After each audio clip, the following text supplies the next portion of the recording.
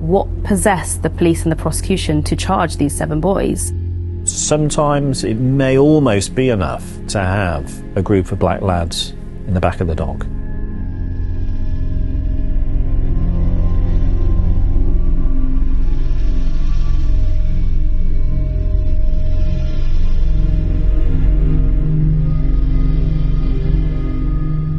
This case was about a young man who tragically died after being stabbed once by one person.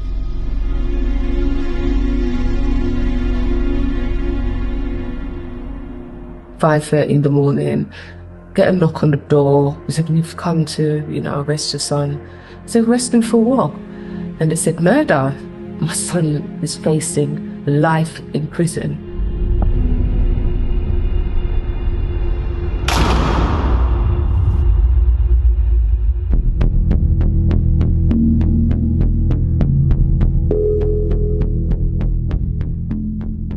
The prosecution's case was that they travelled together, they were present at the scene of the incident, they left together.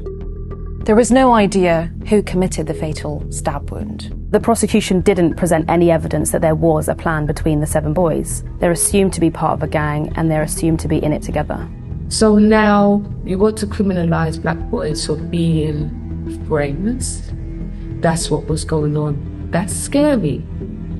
If one's looking for an explanation as to why young black, in this case children, were being prosecuted for something they clearly hadn't done, then the answer lies in institutional racism.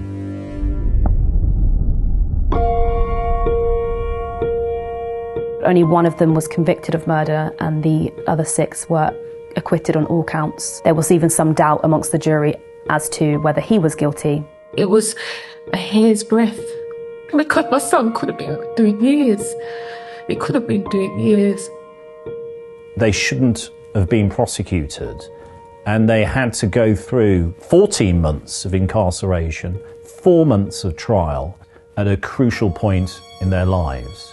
My client only had me and a few other lawyers singing happy birthday to him as he turned 18 in the Old Bailey cells, and it just shouldn't have been that way. I still can't capture back that joy, that kind of atmosphere in the home. Every time I hear a car door outside, I think it's the police again. I know I've been traumatised by it. I know I have.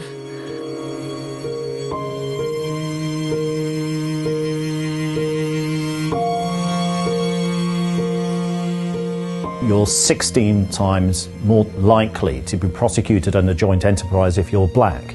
Joint enterprise is being inappropriately used more and more. This is an example of an endemic problem in the criminal justice system. It is devastating lives. It's tearing lives apart. The law of joint enterprise should be being used to prosecute people who know a crime is going to take place and intentionally join in, and it's simply not being used in that way. It's people's children, it's people's kids who've done nothing at all, and they are being given sentences often longer than they've been alive, and that should concern anybody.